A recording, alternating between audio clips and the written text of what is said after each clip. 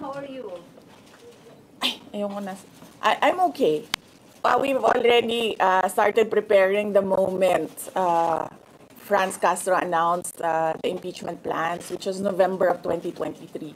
So November of 2023, there were already lawyers doing their work for the impeachment. So, we leave it to the lawyers. Not an option. Wala pa tayo doon, ma'am.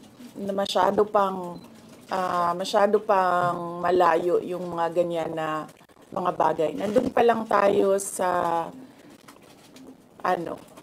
pagbabasa ng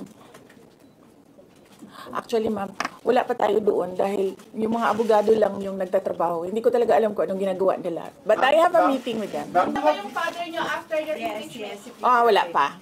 But nagpadala ako ng message through sa kanyang assistant and sinabi ko na ano ba sinabi ko? Hindi ko maalala.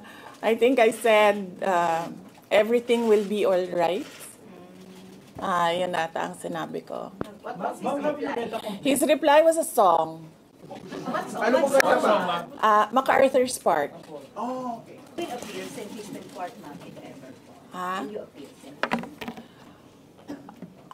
Okay. Kung pwede namang hindi, and I understand, pwede naman. Hindi na. Oo. Kasi baka ma-intimidate lang sila lahat sa presence ko doon.